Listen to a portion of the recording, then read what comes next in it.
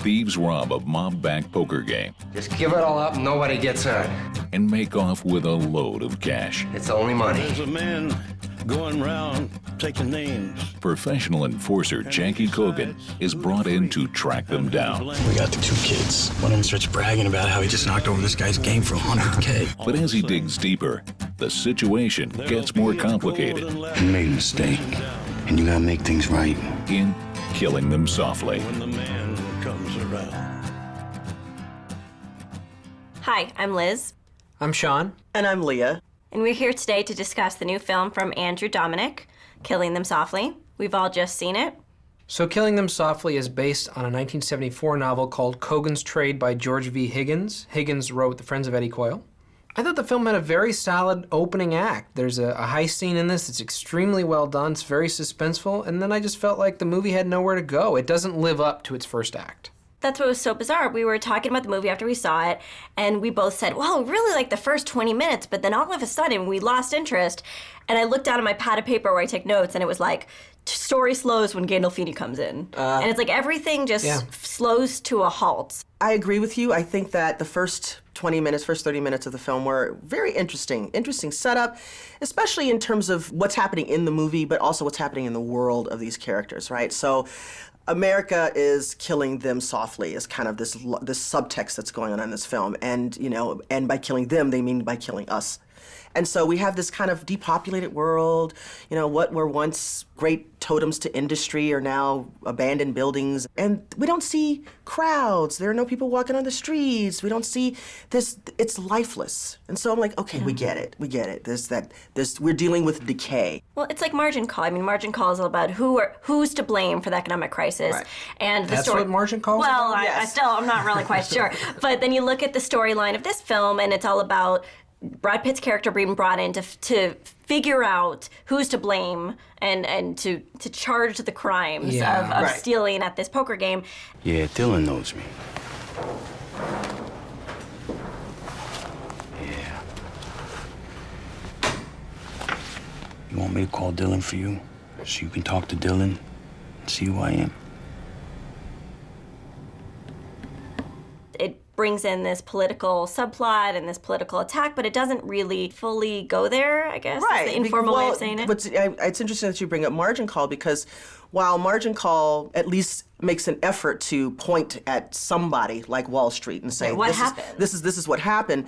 This movie just kind of doesn't point at anybody. It's just America. The story itself, I think, is structurally weird. I mean, you're set up with these two guys at the beginning of the movie who knock over this poker game, and so you kind of have at least a rooting interest in what's going to happen to these two guys, and then they exit the picture. And then it's basically Brad Pitt's movie after that. I don't think the movie gives you enough of these characters to get invested in each one of them. It seems like each time something interesting happens about one of the characters, we leave those characters behind and go off to other people. Well, I think also that our director constantly pulls us in and out of the film stylistically. It's not just the way the script pulls you in and out. I mean, we look to camera, and there's this one scene where we have a character who's passing out and coming back to consciousness. He's high. Yeah. And the camera just irises in and out, and then we have this incredibly... Dolly away to black. Yeah. We have a very irritating, expressionistic soundtrack that's like blaring in your ears and distorted cue balls and a pool hall, and it's like, I just feel constantly like the film saying, look at me, I'm so cool, look at me, look at all the things I could do. The actors are really top notch. We have Brad Pitt as Jackie Cogan. You've got Ray Liotta as Marky, but when you cast Ray Liotta in a gangster film, you're thinking about Goodfellas. That's just, it's kind of the point of the thing. Right. If you cast James Gandolfini in a gangster film, you're thinking about The Sopranos. We also have Vincent Curatola, who played John Sacramone, also in The Sopranos. Sacks. So we're sort of, in a way, almost typecasting a gangster picture with people who have been in gangster pictures before. You have a great performance, you have a great cast, and then you're using it to no avail. It's very frustrating. The cast steps up to the plate. I think all of them are very good. I think Gandolfini's very good in the movie. I felt like a man. Mick! She made me feel good. What? You gonna be all right? Tomorrow night? The next? Leave me alone. Look, I'm supposed to meet a guy, all right? I got a guy to take you around and all. No, I can't go out.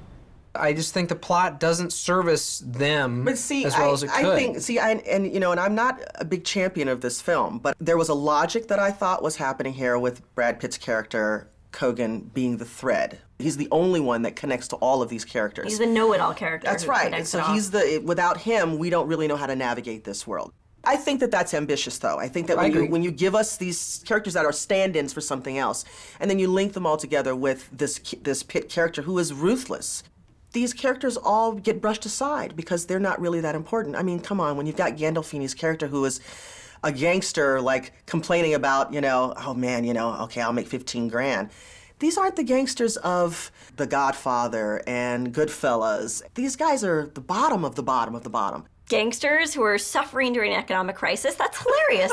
That's real drama. I agree. And then you throw in this political commentary and I'm lost. Killing them softly is really a capitulation to a dog-eat-dog mindset, but Brad Pitt's performance along with other veteran actors make it a stream it. I agree, the performances were very strong, and I think it was a good attempt. And for that I say, stream it.